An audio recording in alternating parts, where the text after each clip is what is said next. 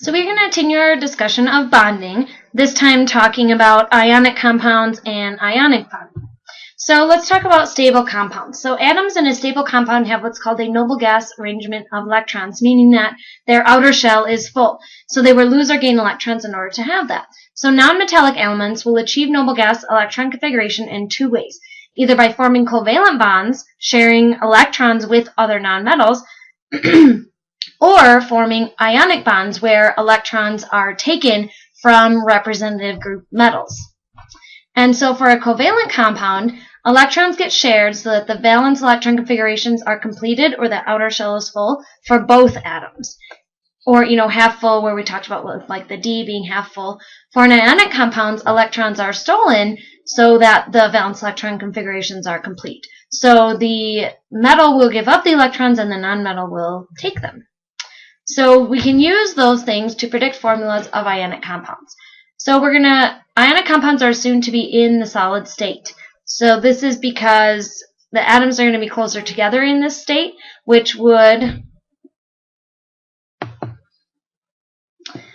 So ionic compounds are assumed to be in the solid state. This means that they are closer together. The atoms are closer together, and this maximizes the electron-proton attractions and minimizes the proton-proton and electron-electron repulsions. So, for example, if we look at calcium, calcium's electron configuration is argon 4s2. Oxygen's electron configuration is 1s2, 2s2, 2p4. Oxygen has a larger electronegativity value, and this is also a metal and a nonmetal, and so the nonmetal, oxygen, will steal the electrons from calcium, the metal. Now, to figure out how many electrons are going to be stolen, we want to use noble gas configurations because that's the stable configuration. So for calcium, it wants to be similar in electron configuration to argon. It doesn't become argon. Its electron configuration is similar. And so if it gives up 2 electrons, it will achieve argon's electron configuration. Oxygen will achieve neon's electron configuration if it takes in 2 electrons, making it 1s2, 2s2, 2p6, which is neon's electron configuration. And so because calcium wants to give up 2 electrons, it will form Ca2 plus ion, and because oxygen wants to gain 2 electrons, it will form the O2 minus ion. And so when we put those together, we have a 1-to-1 ratio, and so the compound becomes CaO, or calcium oxide. So let's take a look at an example. So I predict the ionic compound formed between aluminum and oxygen. Oops. Okay, so for aluminum, first let's write the electron configuration. So that's neon, using our shortcut noble gas, 3s2, 3p1.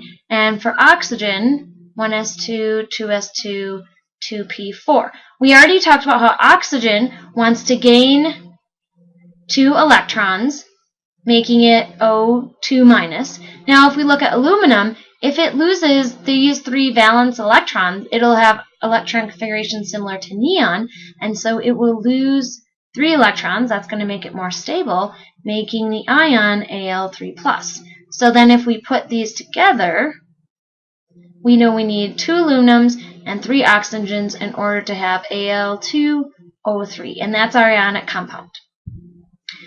So we know that groups exhibit common chemical properties because of their valence electron configuration. All elements in a group have the same valence electron configuration. So we can use that to help us figure out the ion charges.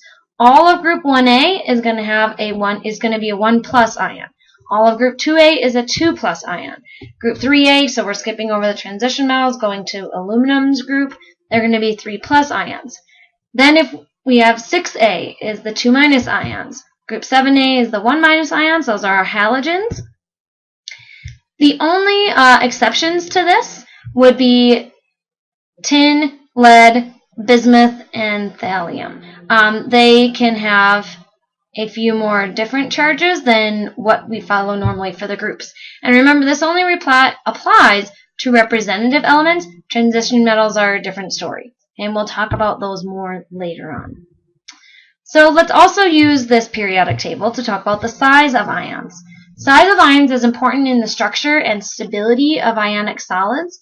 It's also important in their properties of ions in solution and also in some biologic effects. So cations are going to be smaller than the parent atom. Because they are losing electrons, they become smaller. Anions are the opposite. They become larger than the parent atom. Parent atom we consider to be the neutral atom. Okay, and so anions are larger because electrons are added. And then we're also going to use the same trend as atomic size. Ion size increases as you go down a group, mainly due to that increase in atomic size. We're adding more protons, we're increasing the number of energy levels, it's just getting larger in general. So we have a new vocab term, which is isoelectronic ions. So these are ions that contain the same number of electrons. So for example, O2 minus, F1 minus, Na plus, Mg2 plus, and Al3 plus all contain the same number of electrons. Now they all have different numbers of protons because they are different elements, but their electrons are all the same. And in fact, it comes out to 10 electrons per ion. Okay, there are two facts to consider when we predict size. First, you have to consider the number of electrons. Now, if it's the same, as in, for our example, if all the elements or ions, rather, are isoelectronic, then there's no effect. And so then you have to go and look at the number of protons. So for our example, the number of protons increases from 8 for oxygen to 13 for aluminum, and size will decrease as nuclear charge, which is equal to the number of protons, increases. And the reason for that is because the more protons you have, the stronger the attraction on those electrons, or the more the pull, and so it's going to pull it in really tight and small, making it smaller. And so in this case, we would say that oxygen is the largest and aluminum is the smallest. Same number of electrons, so when we look at protons, aluminum has 13, and those are creating more of a pull on the electrons. So let's look at an example. So we want to arrange these ions in order of decreasing size. So if we look at selenium and 2 minus, so if we take selenium and move and do the electron configuration with those additional 2 electrons, its electron configuration is similar to krypton. And krypton, or selenium in this case, would have 36 electrons. Now, selenium has 34 protons. And remember, that's not going to change whether it's an ion or not. So now let's look at bromine. Well, if we add 1 electron to its electron configuration, it also comes out to be krypton. So it has 36 electrons, but has 35 protons. Okay, if we do rubidium, again, we take away 1 electron from its electron configuration. It's similar in electron configuration to krypton. It's got 36 electrons as that ion, and it has 36 protons. And then if we look at strontium, if we take 2 electrons away, again, its electron configuration is similar to krypton, meaning it has 36 electrons and 37 protons. So these are isoelectronic. So now we need to look at the number of protons. Because strontium has the most protons, those are going to pull the most on the electrons, pulling them in, making strontium our smallest ion, which then makes selenium our largest. And so if we were listing them in order of decreasing size, we would go selenium is greater than bromine, which is larger than rubidium, which is larger than strontium.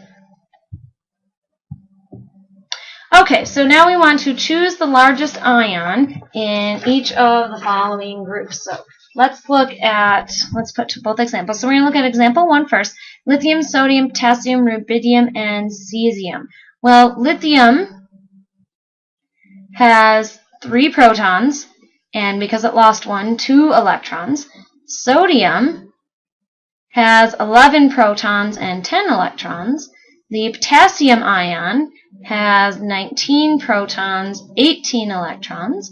The rubidium ion has 37 protons, 38 electrons. And the cesium ion has 55 protons, 54 electrons. So these are not isoelectronic.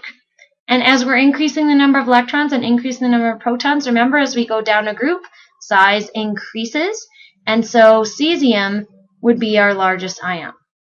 So now if we look at our second example, barium has 56 protons, and because it lost 2, it has 54 electrons.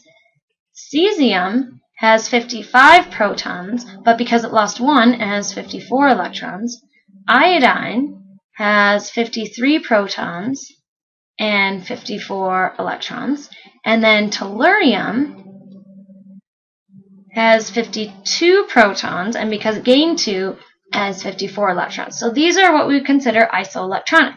Because barium has the largest nuclear charge, it is the smallest, and so that makes tellurium our largest ion of those 4. Okay, so now let's talk about some energy effects involved with ionic compounds. The main thing we're going to talk about is lattice energy. So the change in energy, this is the change in energy that takes place when separated gaseous ions are packed together to form an ionic solid. Okay, so we're taking ions by themselves and we're making them into a compound or an ionic solid. Energy is released when an ionic solid forms, so that makes it exothermic, and so it has a negative sign. And so let's look at an example. So this is what we're trying to do, is take our gaseous and form our lithium fluoride. So first we're going to sublimate the solid directly into a gas. Then we're going to ionize those atoms to become ions. And again, you can see this is all endothermic so far. Then we're going to dissociate the F2. We're breaking it apart. Okay, and then we're forming ions from those neutral elements. And here you can see this is exothermic. And then we're going to take those ions and put them together to form solid lithium fluoride. Okay, and so if we add all those up, we end up with a delta H of negative 617 kilojoules per mole, showing that it's exothermic. Okay, and so this is a large negative lattice energy. So energy released when an electron is added to fluorine is not enough to remove an electron from lithium. So those energy exchanges aren't the same. If that was all the energy we have, this would be an endothermic process, which wouldn't be favored.